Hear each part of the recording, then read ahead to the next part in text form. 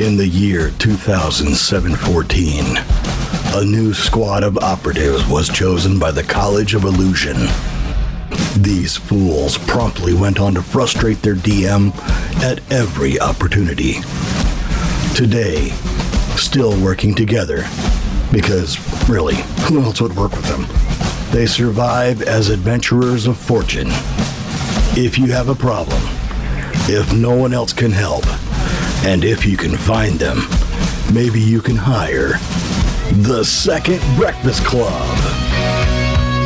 Tony Kinney as Eddie Falzone. Jess Owen as Adira Glow. Michael Cole as Uorag. Jesse Wicks as Bill Quiverlance. Nico Rodriguez as your DM. Welcome back to the continuing tales of A Fool's Quest. When last we left our heroes, Ta-da! We were taking a nap. Oh. they were caught up in the Casa de McAllister, where they were trying to escape the House of Traps, and had a brief altercation with Governor Kevin, and then they found the bag that Elena had warned them about, which was full of 10 enchanted ID cards, security cards for them to get into someplace, presumably Shalla's tower. And then they left that. They got some rest and called it a night, got prepped up for their voyage, hit the road for a perilous journey to Shalla's tower. And while they were traveling, Eddie forgot to pack the food. I packed it. I just left it on the roof. And so it's slowing down their trip a little bit because they're having to hunt for all of their foods, which for day one, Hobbs did successfully with nothing but a dagger and his feline instincts. And invisibility. And to bring back a pig. Which he's still invisible, by the way. A small pot-belly pig. Oh yeah, I'll drop the invisibility. Was clearly domesticated. I would have dropped when he killed the pig. It's got a collar and a name badge. Hear me out. Yeah. Hear me out. Eddie has healing, and Uorag has shape-shifting. We could have endless food. How about new, you crazy Dutch bastard? Oh. This is not a production zone. Oh, man. Wait, is that why he doesn't need to eat?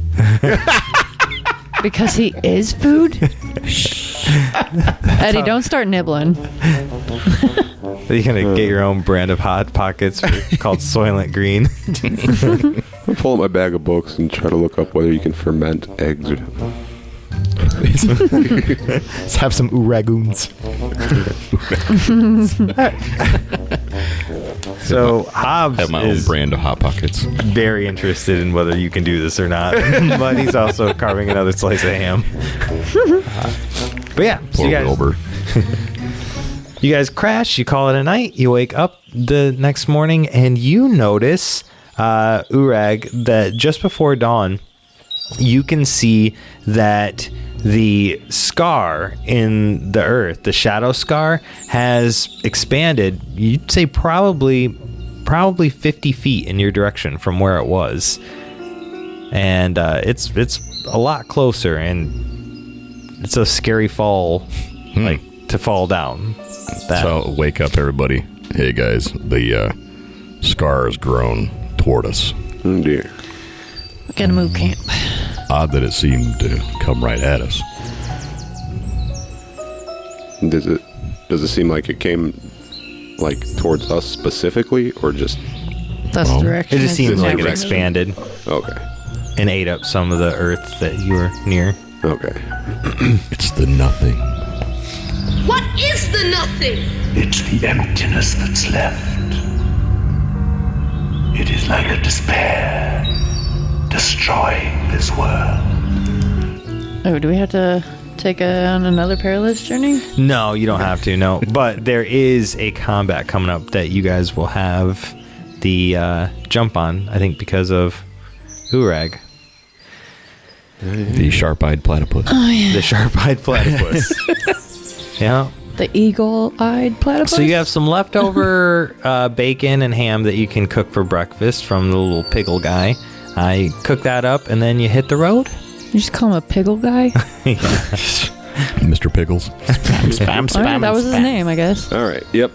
We'll read Make Mr. haste. Pickles and hit the road. All right.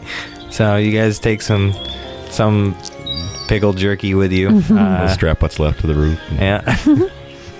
Head on further down the road. As you're traveling, Uorag, you see up ahead, the scar kind of goes inward again, like it's fluctuating, and the earth kind of flips back up from where it was being sucked down.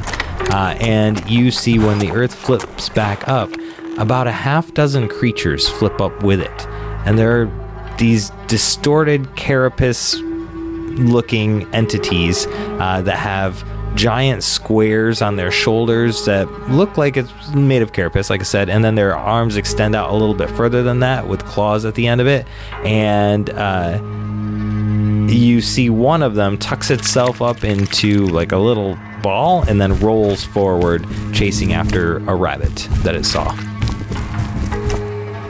Like a roly-poly? Droidica. Destroyer's master. All We right, got company, fellas. let's try to skirt them, but they look aggressive. There's not much cover. Said they were rolling off. Are they rolling off toward us, or? No, they were rolling off to hunt down a rabbit that... It was just a living creature that bolted away from him, and one of them turned into a roly-poly and rolled after the rabbit. The other 9 just stood there. Didn't stand there, but they're kind of meandering about this little section of land, looking for anything that might be alive. Hey, so how far away are they? You're probably 200 yards away. Okay, out of crossbow range. Yeah, out of crossbow range. You could get within crossbow range, though, without any kind of issue. Hey, Hobbs. You know those bolts on your crossbow that Adira's borrowing? That you lent to her? How many of those things do you think would get knocked back into the hole if she shot him? Well, depending on where the bolt landed in the shockwave, you could probably knock the 2 or 3 in the back right there immediately into the hole. With a blast wave big enough, but you'd probably want to shoot 2 bolts that's back to back. Hey, Eddie, I want to try something. Okay. I'm going to try to shapeshift into a big ballista.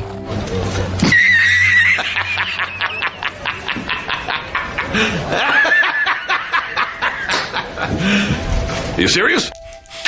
Okay. That's a 12.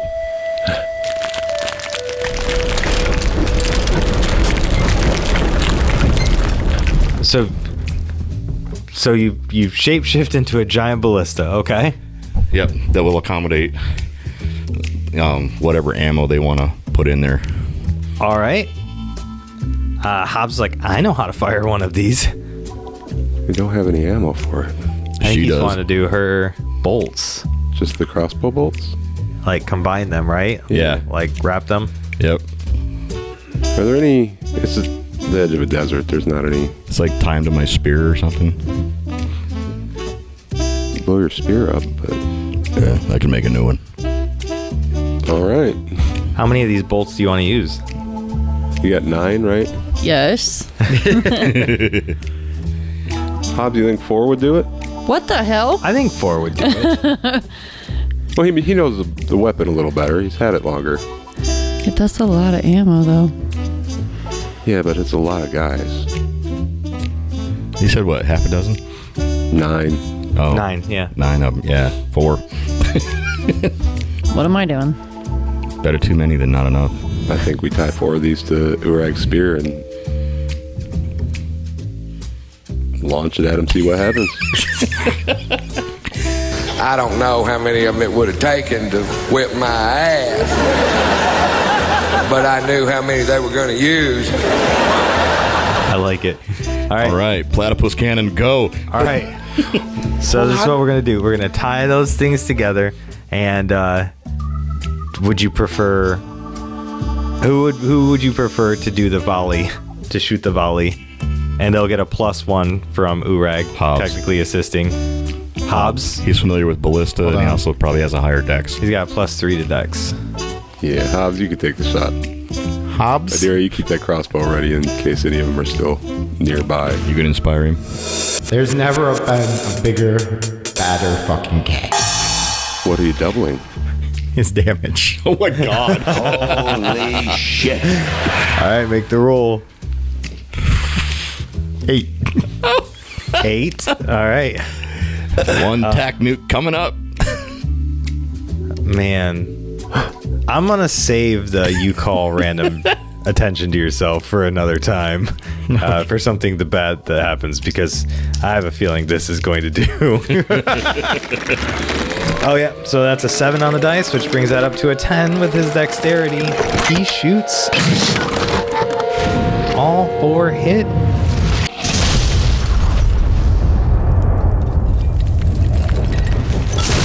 And an explosion like you have not seen ripples through. The earth just chunks up like a giant crater, and you see all of these things just get blasted back into the pit.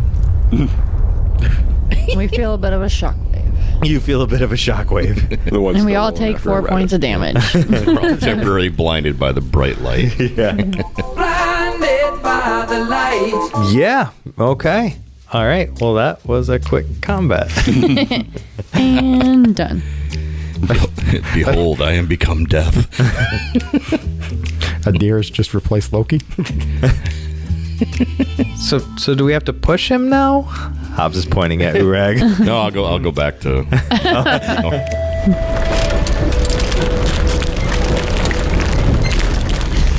I'll go catapult something with wheels. No. Where was the antler? Wick? That was your heads up. Your that was sight. your HUD. That was your sights. Teach you to make us combat. I know. Yeah, borrow this for a second. It wasn't that long ago that Eddie fucking burning hands to group of men while they weren't paying attention too. That's true. Yeah.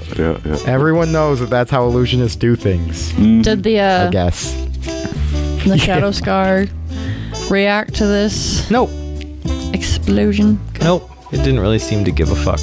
Is there a big crater now we have to like skirt around? There is a crater. Coated in glass. Yeah. Shrapnel. Lots of obsidian all of a sudden. Carefully pick our way through that mess. All right. A little bit of overkill. You but pick okay. your way through that mess. We all You have a bit of a suntan, but just on one side. continue on your way. Throughout the day, you notice birds, black scavenger birds, keep landing on the pig that's on top of your cart and start eating at it and ripping at the flesh and stuff.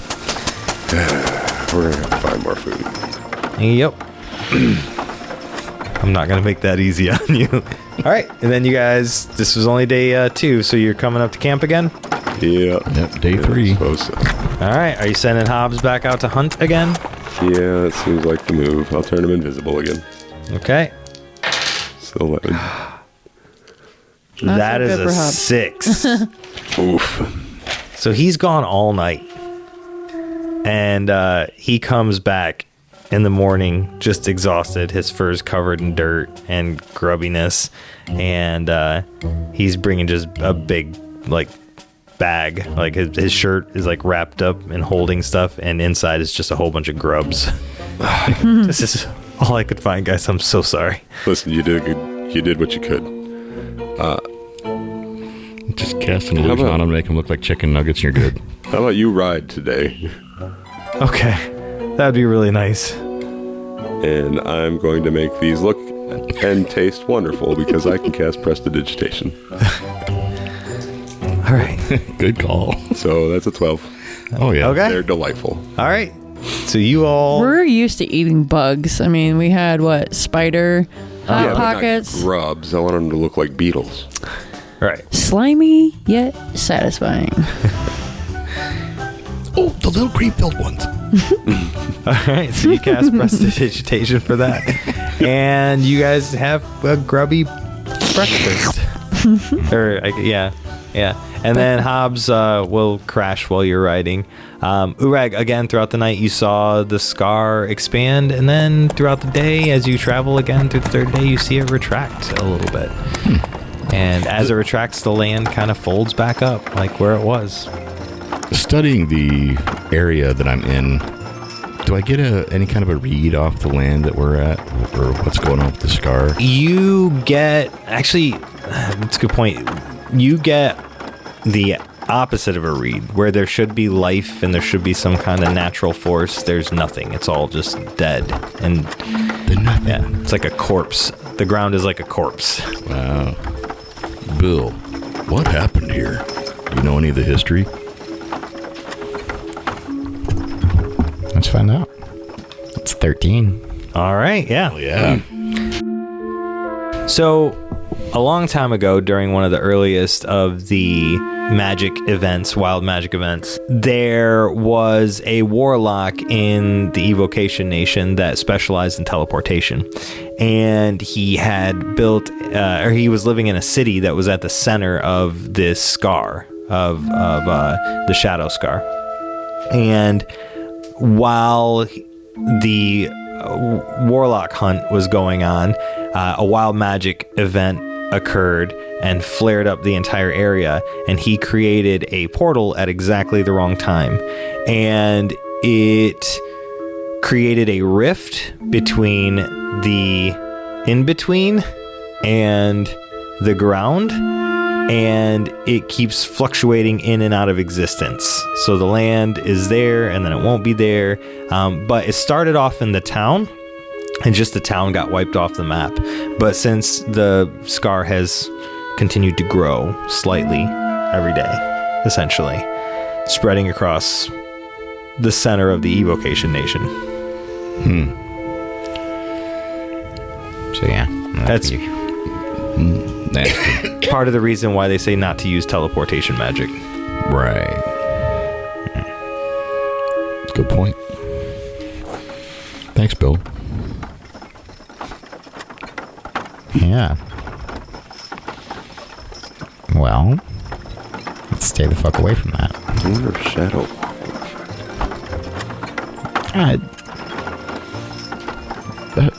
For what?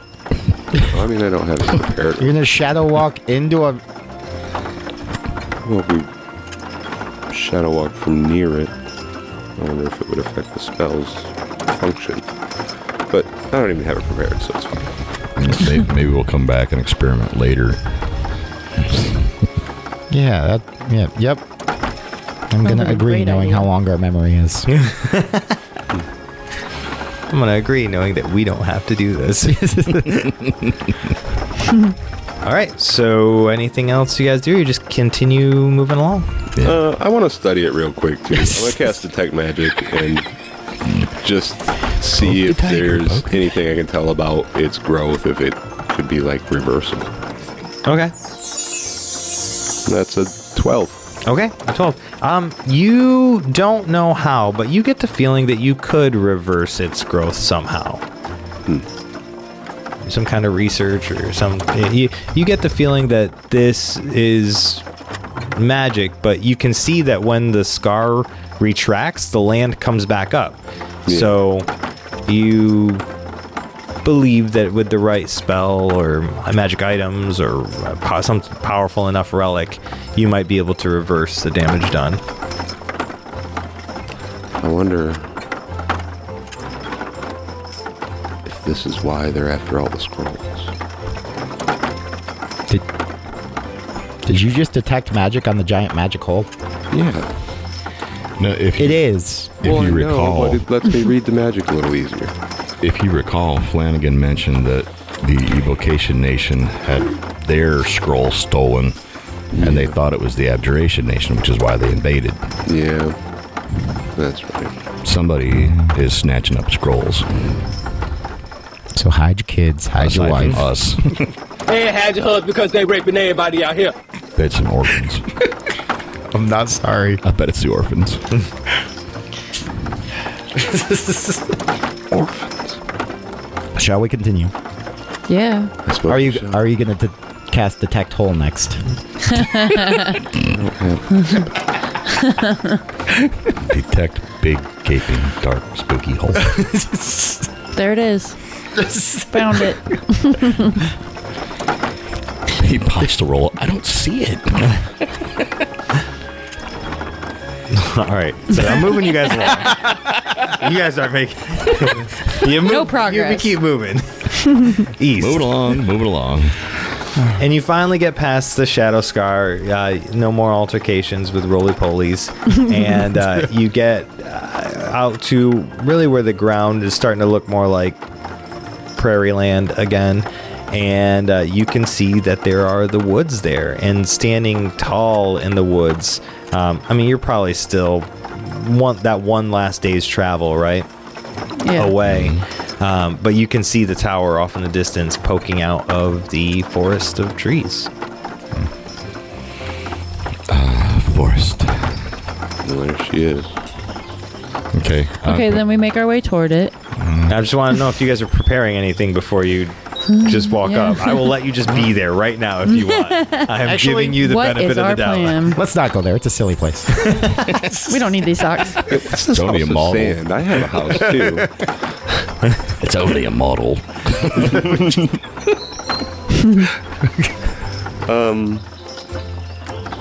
I mean, I got my spells picked out. If y'all are ready. And is everybody? I want to get a got their read on the little badges forest. You want to what? I want to get a read on the forest. Okay. Like their general temperament, the trees and the flora and the fauna. Yeah. The it's actually kind of reminds you of really like Michigan forests, to be honest, or like lower Canadian forests. Temperate. Yeah. Hardwood and fir. Yeah, not too hot, not too humid. The wildlife is reasonably kind. You got wolves and bears and stuff to worry about, but they're nothing wild. I mean, I guess they are technically wild, but nothing mind-blowing that's going to kill you. There's no forest of spiders here, plucking people out of off the ground. No giant trapdoor spiders that eat horses. Exactly. Yeah. And cause halfling carriage accidents. All right. You all good? Mm-hmm. Yeah, we'll just pass out the badges to everyone. And to wear or have, just in case. We got 10 of them. There's 5 of us, so, wear one, keep one in your pocket. There we go. All of the badges are numbered and have C on it. So, for example, Eddie, the badge you pull out says 4C. And then Bill's, yours says 1C. And then Uorag, yours says 7C. And then Adira, yours says 6C. Okay. That's our inspector numbers. Consultant number. So you all badge up and you make your way through the woods. There is a road that leads right to Shalla's tower, so you don't really have to go roughing it. And you make your way down that road up to this enormous tower. Our heroes will return after these messages. Hey there, it's Nico again. If you'd like to skip the ads next time, as well as support our show, you should check out our Patreon. All levels get ad-free listening, where you get to skip all the commercials, and then there are a bunch of other features, depending on what tier you go with. Check out the link at www.afoolsquest.com. And now that the commercials are out of the way, it's time to dive back into the foolishness. And you make your way down that road up to this enormous tower. It's you would guess about 20 stories tall, just really big. Obviously it is a tower, so at the base it's wider and then it gets more narrow as it rises into the sky. But I mean, you can see windows all the way up the side of the building in different spots. You can also see like some archer kill slots and stuff, so it is well defended and whatnot. But then you see something weird on the front of the building, right? There is a couple of glass doors, so you can kind of like see right into it, right into like the main foyer area. But there's a large rune etched into the glass doors. from the outside. There's nobody standing guard. You can go up and push that door open. Or pull, whichever. Okay. As you approach, you do notice there's a spot to place your card. Oh, then I shall place my card there. All right. You place your card there. It activates the rune, and the 2 glass doors split open and allow you entry. And it closes behind you. Each person will have to do the same. Okay. Oh, I guess Hobbs should have a card too. His is 9C. One for each life. Okay. Well, Eddie's in, so I want to go in. Yep. All right. Hobbs will follow you in, Uorag. All right. Bring up the rear. You all walk in, and it is a very sterile environment. It smells of vinegar and lavender, and you can smell like no grossness, no forest life, no swampy area. It's just very sterile. Very sterile. Yep. You don't smell anything but that. You see a woman who is sitting at the counter, and she is filling out a little Sudoku. Sudoku? Yeah. Game. Just sitting there filling in the numbers as you approach. She's kind of ignoring you. Yes. She rolls her eyes, but looks up at you. We're here on behalf of the Bobs. The Bobs are on. She moves her little Sudoku book to the side. Floor 7 today. Thank you. Is this your entire job? Yes. You're so good at it. My job is here to make sure that nobody tries to break in through the enchanted doors. She lazily points her hand toward the 2 giant glass doors that you went through, which nobody can do because they're enchanted and you have to have a special key card to get through. If somebody does somehow break through, I am supposed to use this scroll right here to message someone. We're downsizing you. Your job is pointless. You're fired immediately. Who's gonna watch the door? As you pointed out, there's not a necessity for someone to watch the door because you need the key cards. Pack your things and go home. Oh. Okay. She grabs her Sudoku book and grabs like a handful of pens out of a drawer and puts them in her pocket. I'm taking these. And then she puts her badge down on the desk in front of you, and that's going in your file. And she goes to leave. I take the message scroll. Have a nice day. What exactly is it you would say you do here? Just wait till you get to the 7th floor. All right. I'm gonna rummage through her desk a little bit. Is there any like important like appointment books or anything? No, there's no. She doesn't. She literally was just to make sure that nobody broke in. All right. Then I'm just gonna grab that scroll and pocket it. Is it just the message spell, or is it message a specific person? It messages a specific person. Huh. I should have asked who. You know the alarm spell. It looks more like the alarm spell. It's like a flavored message. Like she triggers this message and it alarms whomever. Okay. Well, hold on to that. I'm gonna grab her badge also. Okay, yeah. She left it on the counter for you. All right. Hers just doesn't have a letter on it. Hers just has her name. Yeah. Which was Tina Moore. Tina Moore. How do you spell that? Let's find some stairs. All right. TINA MOORE. And yeah, you find the stairs and you can start making your way up. You do have to use the scan badge again to access the stairwell, but it works on the door that gives you entry. So dispels the enchantment for a second, and then you can all go in. Up we go. Now, what floor do you want to go to? You're on floor 1. Do we have a guess how many floors there are? About 20. She said floor 7. They're on 7. The Bobs is where are the on Bobs 7. are. But we need Magnus. We're not really here for the bombs. Yeah, I feel like Magnus is probably on floor 20.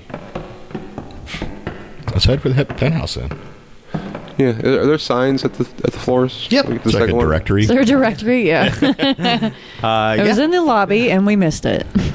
No, there's no directory. That's why it's on what floor. But the floors are labeled, so you can see when you get to each floor. All right. Does it say what's on the floors, or just floor 2, floor 3? It says, some of them say, like, so floor 2 is maintenance, Floor 3 is magical technical facility. Floor 4 through 6 is unnamed. Maybe we should stop on floor 3. That sounds interesting. Okay, we're on a skips mission. 13. We're on a mission. Yeah, it skips 13. All right. Floor 7 says administrative. You know what? Could be useful. We can chat with the Bobs. Although they didn't actually send for us, so that might not be the best idea. Do we know this Bob? One of the Bob in charge? Nope, you don't know either of the Bobs. So there's two of We're just them. familiar with the company. Yeah. Bob the Builders? The Builder Bobs. But administrative could have the information we need as to where. Yeah, let's go do it. Yeah, okay. See if you can get anything out of them. All right, I'm going to go beep the door. All right, so you beep the door and you gain access to the 7th floor. Yep. I'll walk in confidently and look around. Is there anybody in here? Yeah, so you see a handful of people. They're all sitting at desks and they have nameplates that are out there. You do see one guy walking around with a button-up vest that's buttoned up all the way, and he's got a tie on, and he's holding a coffee mug as he's walking around. He keeps leaning over people's little walls, and saying snarky things to them. And well, not snarky. So, if you could have those TPMS reports. Yeah, That guy. you hear him. How's it going? You hear somebody, whisper to somebody else, "Oh fuck, here comes Lumberg." And For the 7th time today. Yep. And so, but yeah, you see a handful of people. You do see there are 2 men in a closed off room interviewing another man. The other guy is sitting there. He's got giant bifocals on, the one that they're interviewing, and he looks very uncomfortable, just very uncomfortable. And his eyes look like they're looking through fish bowls. They're just so exaggerated through the glasses. I'm going to look around for the empty desk. Okay. Yeah, you find it's actually smack dab right in the middle of the room, and it's been the cubicle walls have been pushed together so tightly that he has almost zero space to sit in his little cubicle. Okay. In the So I middle take of it the he's not office. the assertive type. I'm gonna go take a stapler. You definitely do. And it's red. And it is very red. So I'm gonna grab that And push down a wall. and then go find lumber. Yeah, you can see him walking around. Yeah, I'm gonna walk up to him with a stapler. Yeah. So Hey, I'm just. Is it common around here? We spend money on doing things like, I don't know, paying for bright red staplers. That's definitely an upcharge, right? funny story about that.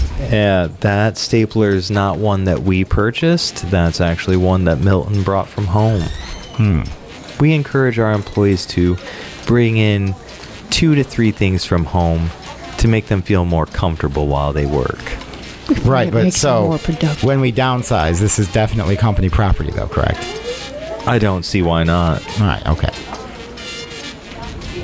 Right. Right, so I'm going to take this. Now, listen, who around here, whose job is it to keep track of the different floors and what's going on there? Oh, in administrative, I would probably say that's either going to be Peter or Samir. Okay, and could you tell me where their desks are? Yeah, that one over there is Peter. And then, yeah, that one over there is Samir. Okay. So I can tell which way you're pointing. Do you have a...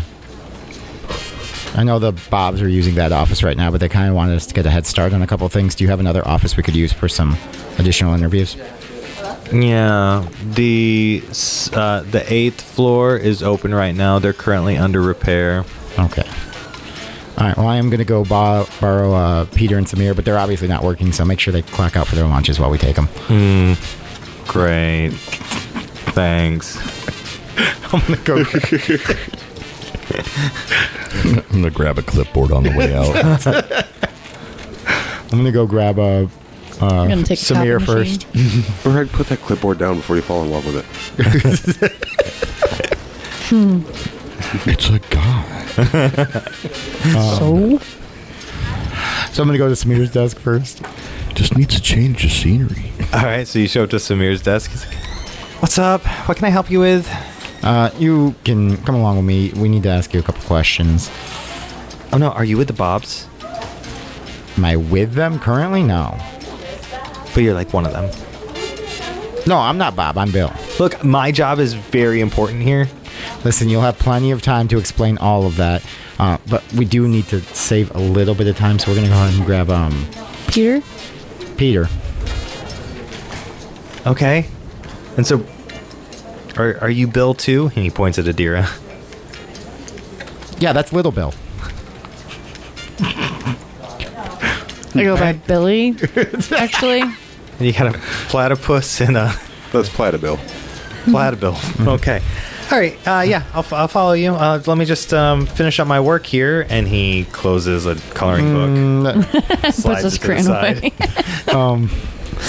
Why don't you go grab Peter, and you two can take us up to the 8th floor. Okay.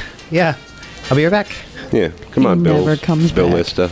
And he steps over, and you hear him go over to Peter, and he's like, "Peter, there's some guys over there, and there's like, we gotta talk to them." And I was like, "Shut up, bitches. My job's important." And they were like, "No, we need to talk to you on the 8th floor." I'm like, "We need to talk to you on the 8th floor." So I'm over here getting you, man, so we can go upstairs and talk to him. Peter's like, yeah, okay, whatever, man. Sure. Sure. All right. Now you got Peter and Samir All right, up to the 8th floor. on the 8th floor. Yep, so they follow you up to the 8th floor. You scan your badges, go in. There's a conference room just like there was one on the 7th floor, but you can... There's no one in it, like the Bobs were. Go. Yeah. In we go. Yeah, so we're going to go ahead and go in and have a seat. And Yay, interview time. So Peter kicks his feet up on the table and leans back in his chair, and he's like, "So, Bill? Little Bill? What can I do for you?" Billy. Well... I have no idea, actually. This is his show. Listen, so we did a little digging before we talked to you guys, because I really don't want to ask you what you do here, because you're just going to tell me that you do a bunch of stuff that you probably don't do. You know, Bill, you're right on. I would totally lie to you on most days. But honestly, today I just really don't give a fuck, Bill. Well, that's what I like to hear. Really Great really attitude. love to hear that, actually. So here's the thing. I just need to know I'm told that you're the one that can let me know what every floor in this building is and what they do. Oh, yeah, man. Administrative. Yeah, let's start at the top and work our way down, huh? I set the clipboard over. Is there a chalkboard? Yeah, there's a chalkboard. I'm gonna go to the chalkboard. Okay. Yeah, so up the top, you've got the highest intelligence in all of the Evocation Nation, right? That's the name of the office up there. Highest intelligence in all of the Evocation Nation. Mm-hmm. Yep. No. No. The person that's up there, their name is Roger. Roger. He's a shrubber. I don't want to jump to conclusions, but is that the most important position in the tower? Would you say? Well, I mean, they like to think so, right? I mean, all the directives come from up there. And, oh boy, does shit really roll downhill when you're in the tower, if you know what I mean. But, yeah, no, I mean, they put out the directives. Yeah, I mean, they care about, shareholder value and really, making the organization as efficient as it can be, really that bottom line. So... from there, after that, you've got the executive floors, which is 19 and 18. Those mostly just the sea-level suits. Every once in a while, they come down. You get word from Roger. It goes down through another 2 bosses before it even gets down to the 10th floor. And then you get another 3 bosses. Bill, I've got 6 bosses at the end of the day giving me the same damn order. And it's just... ridiculous. It does seem like too many bosses. It seems like, honestly, there's definitely some redundancy to be cleared up there. So I guess my question would be, if we were to clear out some of those people that are between you and the person in the Roger floor, right? So, like, who would you say if we were to say put one because obviously you can't go to the Roger floor, right? Oh, yeah. No, I mean, I can't. I think the Bobs have access, though. Right. Is there anybody... So you think the Bobs are the only ones that have access to the Roger floor right now? Well, I mean, outside of the executives and Roger. Yeah. So really, if we were to try and... maybe streamline the process of the number of bosses you have a little bit, we would need to leave the executives so there's somebody who could get to the Roger suite. But everything in between there, really... Oh, I mean, floors 12 through 14, that's all marketing and development, man. I mean, really, it's just a propaganda machine. They're kicking stuff out to the Evocation Nation citizens, talking about how it's just nonstop. It's nonstop. Yeah. They're taking advantage of the little man. Yeah, yeah. And on top of that, we really don't even need it because what we do here, it sells itself. Yeah. Yeah, yeah. And then obviously you guys know floors, 6 through 4. Those are all of the desks for our spies. Yeah, the desks for the spy. Well, why do they need desks though? That seems like it's a lot of space for people who are like they should be out in the field, right? I mean, most of the time they are out in the field, but you got to have your core stuff that you come back to after spying. So most of the Secret Service officials prefer to have their own space here at the tower. Yeah, well, so hear me out. I'm thinking maybe, obviously the important spies, they need to have their own desk, but maybe some of the lesser spies, maybe a desk is something you work up to, right? Yeah. Maybe when you're newer, you share a desk. Mm-hmm. That teaches teamwork. Who would you say, if you had to list like the 10 spies right now that you would say guaranteed need their own desk, who would that be? The 10 spies that need their own desk? Yeah, like the most important 10 spies. Well, Bill. Agent C, man. I don't really know off the top of my head. I'd have to look at the reports. That's not really my job here, Bill, unfortunately. My job is to take the feedback that we get from the field once they bring it in, and then I run it through an extrapolator to get the data out from some of the more, techie pieces of this. And then we have to upload that information into the correct files and folders, which we send up to the control room, which is on the 17th floor. Right, and so the 17th floor is where and so that's where all the data goes up about, obviously, like the looking glasses and things like that would have to go up there. Yeah. So R&D handles a lot of the design for the looking glasses. They're on the 15th floor, but yeah, no, I mean the control room on the 17th. That's what's on 16. I don't really know. We don't really go to the 16th floor. I mean, you're administrative. You should know what happens there. Yeah, I mean my access shuts off after the 15th floor. Oh, what about Samir? What do you know? No, man, mine doesn't go past the 10th. Oh. What floor are we on? We're on the 7th floor. We're on the 8th. Oh, for some reason, you're on the 8th. Yeah. For some reason, I thought we were on the 12th. I was like, wait a minute. Yeah, you're on the 8th. Get up here. Yeah. Oh, that's right. We went from the 7th to the 8th. Yeah. All right. For some privacy. Do you have anything else that we... No, but we need to get that message. Where's the laundry room? So why don't you... One of you guys go down and grab Lumberg. The other one pop in on the Bobs. Tell them we need their card to take a message up to the executives. In exactly those words. We need your card to take a message up to the executives. We'll bring it right back. All right. So, you don't care which one does it? Actually, Samir, you grab Lumberg. Peter, you talk to Bobs. Okay. All right.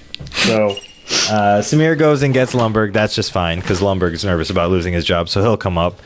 He beats him up. Peter goes in and beats him up and knocks on the door, interrupts the Bobs, and he's like, "Hey, the Bills are here. They're gonna need the key card to be able to escort Lumberg up to the 20th, and they said they'll grab your card and they'll be right back with it. And let's see if his charisma does it." That is a 10 on the dice. Fucking Peter. So he's just sitting there. He loosens his tie and he's leaning against the door. And the Bobs are like, yeah, Milton, it's been great talking with you. Go ahead and, move down to the basement like we talked. There will be some space for you down there. We've already got it set aside. Just settle right in, make the space your own. We'll send some reports down to you. And, okay. And so Milton, I thank you. Thank you. This tower's going to be burned down when we so, we're in, please. He goes out and Peter's like, yeah, so sorry to interrupt, but can I just get that real quick and I'll take that up? And Bob's like, yeah, Peter, here. You know what? I don't know why they don't have access for you up to the executive floors already. You should be killing it. Just killing it. I know. That's what I told him. Anyway, Bob, thanks. I'll be back. And so he gathers up the card, walks away. Milton goes, somebody stole my stapler. Use my own money for that. Oh. I brought that from home. And Peter just saunters back up to the 8th floor. He's just holding the key card. Yeah. He gets back. Works so I'm going to well. take the key card from him and be like, hey, Peter, that was really great work. And, we've decided that you need something to... your desk felt a little plain for a personality like yours. So we got you the stapler. Oh, thanks. Company really went all out this year, didn't they? Oh, yeah. Listen, they're making cuts, man. Spending money at all. Stolen staplers are where it's at. Anyway, thanks, Bill. Why does he know it's stolen? Because it says Milton right on the side. Bill, the rest of you. Billy? Oh, my name's Eddie. Sure it is. I'm going downstairs. Thanks. Okay. So he goes upstairs. Again? Yeah, Lumberg's like, yeah. Why am I here again? We should have sent Peter home because if they see him without his card. Yeah, Lumberg, why don't you give Peter the rest of the day off? You know what? Matter of fact, the rest of the month. Yeah. Paid. Well, it's already the 31st, so see no harm. Yeah. All right. The day's half over already. So. Easy. That guy just did half our job for us. He deserves it. All right. Yeah. I've been working with Peter a lot and developing him into a leadership role. So I'm not surprised at all that he was able to satisfy your needs so quickly.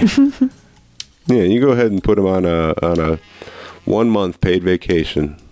Yeah. And then the Bobs are busy today, but fill them in on that tomorrow.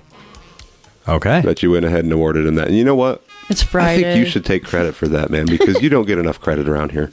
Oh, I couldn't. You think so? Yeah, well, we're just consultants. We don't even work here. You really think so? Yeah, You could, it seems yeah. like. All right. Yeah. I mean, you trained Peter. Yeah, that is your good work, man. Oh, well, thank you. I do feel myself as a valuable... Well, I'm leaving. So he takes off back down to the... Catching up with Peter. Hey, Peter. Yeah. And you are on the 8th floor, and you now have a key card that takes you all the way to the 20th. All right. You know, the control room's on the 17th. Executive R&D is on offices are 19th and 18th. The spies are on the 5th and 6th? 4, 5, and 6. 4th or 6th. Yep. 15th is R&D and 16th is a mystery. Mm-hmm. Oh, Lumberg, one last thing. Yeah. What's on the 16th floor? Weapons development.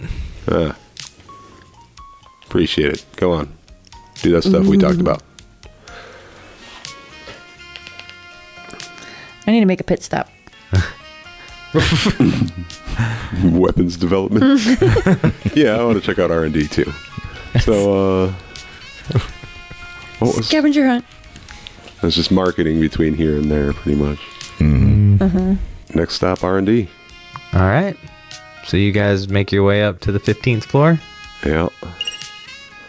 And you scan the badge. It's a different rune on this door than what you saw on the first floor to gain entry to the building, as well as the stairwell. But you get this rune, you put your key card in the spot, the floor opens up, and you walk into research and development. And here's probably a good place to call it.